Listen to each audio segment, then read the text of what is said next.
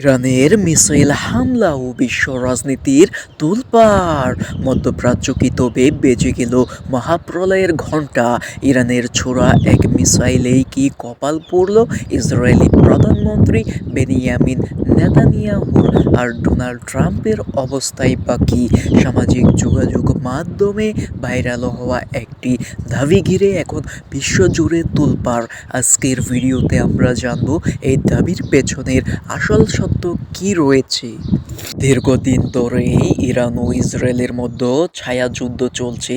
সম্প্রতি ইরানের সর্বোচ্চ নেতা আয়াতুল্লাহ খামেনির বেশ কিছু করা হুঁশিয়ারি বিশ্ব রাজনীতিতে উত্তাপ ছড়িয়েছে। এরই মধ্যে ইন্টারনেটে কিছু ছবি এবং ভিডিও ভাইরাল হয়েছে, যেখানে দাবি করা হচ্ছে ইরানের একটি শক্তিশালী মিসাইল হামলায় ইসরায়েলি প্রধানমন্ত্রী নিহত হয়েছেন এবং আহত হয়েছেন সাবেক মার্কিন প্রেসিডেন্ট ডোনাল্ড ট্রাম্প। কিন্তু প্রশ্ন হলো, এত বড় একটি ঘটনা কি সত্যি ঘটেছে? যদি ঘটতো তবে আন্তর্জাতিক গণমাধ্যম কেন নিশ্চুপ? সিএনএন, বিবিসি বা আল জাজিরার মতো বড় কোনো সংবাদ সংস্থা এখনও কেন এই খবরটি প্রকাশ করেনি? আমাদের অনুসন্ধানে দেখা গেছে এই খবরটি সম্পূর্ণ ভিত্তিহীন এবং একটি ভুল তথ্য বা ফেক নিউজ।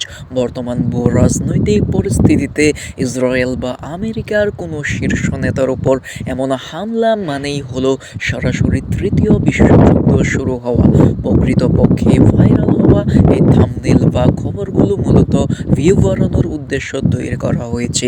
নেতানিয়াহু এবং ট্রাম্প দুজনেই বর্তমানে নিরাপদ এবং নিজ নিজের রাজনৈতিক কর্মকাণ্ডে ব্যস্ত রয়েছেন।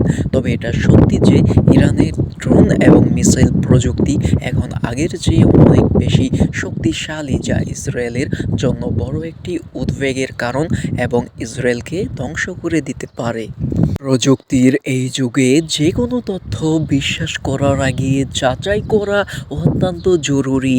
গুজব ছড়িয়ে আতঙ্ক তৈরি করা কারোই কাম্য নয়। মধ্যপ্রাচ্যের পরিস্থিতি সত্যি জটিল, তবে এই মুহূর্তের ভাইরাল খবরটি সম্পূর্ণ ভুয়া। আপনারা কি মনে করেন, ইরান ও ইসরায়েলের এই উত্তেজনা শেষ পর্যন্ত কোথায় গিয়ে থামবে? কমেন্ট করে আমাদের জানান। ভিডিওটি ভালো লাগলে শেয়ার করুন এবং পরবর্তী ভিডিও পেতে আমাদের চ্যানেলটি সাবস্ক্রাইব করে অবশ্যই আমাদের সাথে থাকুন এবং পরবর্তী নিউজ অবশ্যই পেয়ে যাবেন, সঠিক এবং সত্য নিউজ।